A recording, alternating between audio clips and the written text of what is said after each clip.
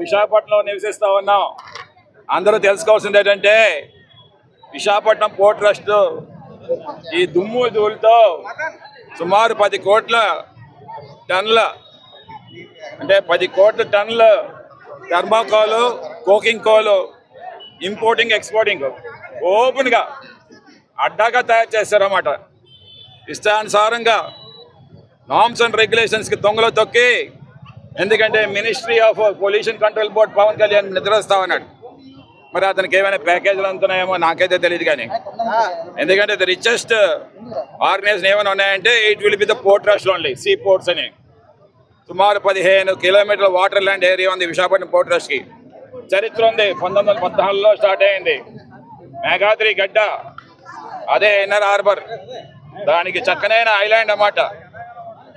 Breaking waters ఎప్పుడో మా తాతలు ఉండేటప్పుడు చేశారన్నమాట. అది ఎంతనా అదొక చరిత్ర. ఈ విశాఖపట్నం పోర్ట్ ట్రస్ట్ కాపాడుకోండి.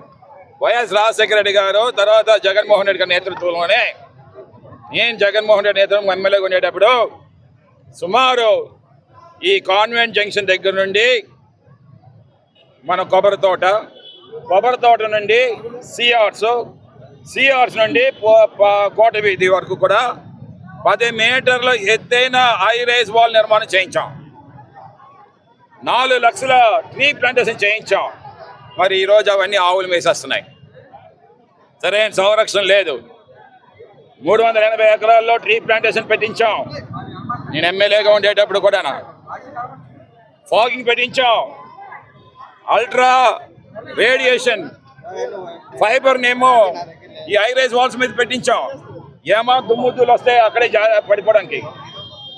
అలాగే ఫాగింగ్ పెట్టించాం హై రైజ్ వాల్స్ మీద నుండి. కెమికల్ కలిపి, ఉట్టి నీళ్ళు కాదు, ఏదైనా సరే ఈ డస్ట్ పొల్యూషన్ వస్తే అక్కడే అలా జారిపోవడం కోసం అని చెప్పేసి వెహికల్స్ పైకి వెళ్ళేటప్పుడు స్ప్రింక్లర్స్ కింద టైర్లన్నీ కూడా కడిగించి పంపించేవారు. సుమారు రోజుకు 250 వాటర్ ట్యాంకర్స్ ఏమో పూర్తిగా ఆ ఏరియా అంతా కూడా స్ప్రింక్లింగ్ చేయించేవారు.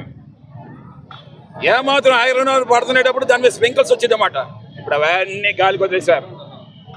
కనీసం దాని మీద టార్పులిన్ లైట్లే చూపిస్తాను. టార్పులిన్ లైట్ లేదు. మేము డిమాండ్ చేస్తాం. మా వైఎస్ఆర్సీపీ ప్రభుత్వం వచ్చిన తర్వాత మళ్ళీ షెడ్స్ పూర్తిగా నిర్మాణం చేస్తాం. ఓపెన్ ఏరియా స్టాక్ యార్డ్స్ ఉండకూడదు. పూర్తిగా నిర్మాణం చేసే బాధ్యత వైఎస్ఆర్సీపీ గవర్నమెంట్ తీసుకున్నది. ఈరోజు కోట వీధి, లక్ష్మీ టాకీస్, అంబుసరంగ వీధి, కొబ్బరి తోట, ఈ అల్లిపురం ప్రాంతాలన్నీ కూడా గొగ్గోలు పెడుతున్నాయి. కంచరపాలెం వరకు కూడా బ్లాక్ లంగ్ క్యాన్సర్స్ వస్తూ ఉన్నాయి. Carbon monoxide, nitrogen oxides, magnesium oxides, అలాగే థర్మోకోల్, పెట్రో కెమికల్స్, ఇవన్నీ కూడా ఈ ధూళి పట్టడం వల్ల ఏంటంటే బ్లాక్ లంగ్ క్యాన్సర్స్ వచ్చి ఎంతోమంది మన కేజీహెచ్లో కానీ టీబీ హాస్పిటల్లో కానీ ఊపిరాడక చచ్చిపోయిన వాళ్ళు ఉన్నారు. ఇవన్నీ కూడా ప్రభుత్వ హత్యల కింద చూడాలన్నమాట. నేను చిత్తశుద్ధి ఉంటే పవన్ కళ్యాణ్ని ఒకసారి విజిట్ చేయవయ్యా. మా బోటు వాళ్ళని, ఎక్స్పీరియన్స్ ఉండే వాళ్ళని, ఎడ్యుకేటెడ్ పిలవయ్యా. 12 గంటలకు గాలి సముద్రం వైపు వెళ్తుంది. 12 గంటలకు గాలి సముద్రం నుండి భూమి మీదకి వస్తుంది.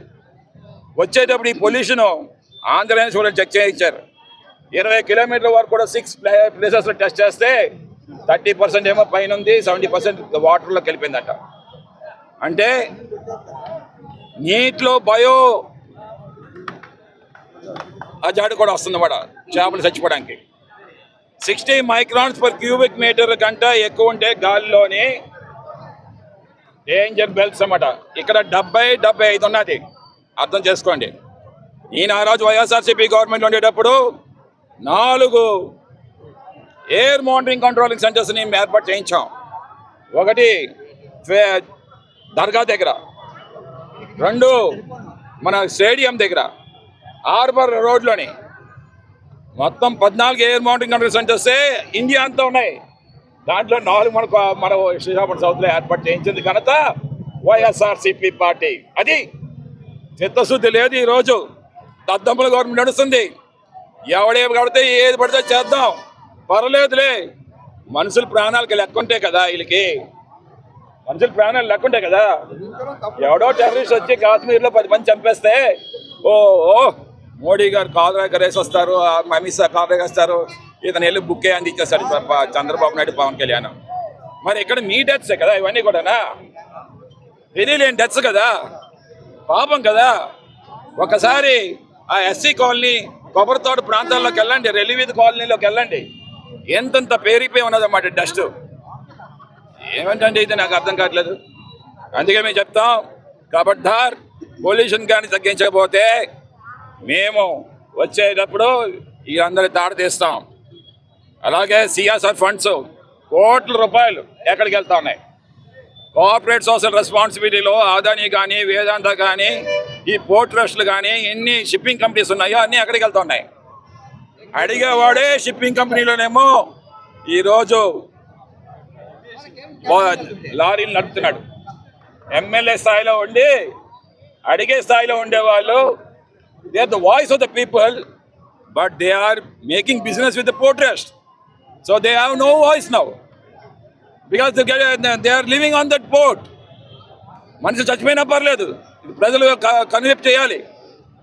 ఎమ్మెల్యే పోర్ట్తో బిజినెస్ చేస్తే ఇంక నీకేం అధికారం ఉంటుంది? చేయవయ్యా, బిజినెస్ చేయాలంటే ఇంకేదైనా వండించే మార్గాలు చేయి. కానీ ఉన్న కాన్సెన్స్లోని వే pollution is very high, it is killing the people. when the air is free, why it should be privilege? అందుకే బాబాసాహెబ్ అంబేద్కర్ అన్నట్లుగా ఏంటంటే, for this air pollution, educate, organize and agitate. ఈ కార్యక్రమాన్ని మనం చేస్తున్నాం మేము ఈరోజు వైఎస్ఆర్సీపీ పార్టీ తరఫున. జై జగన్.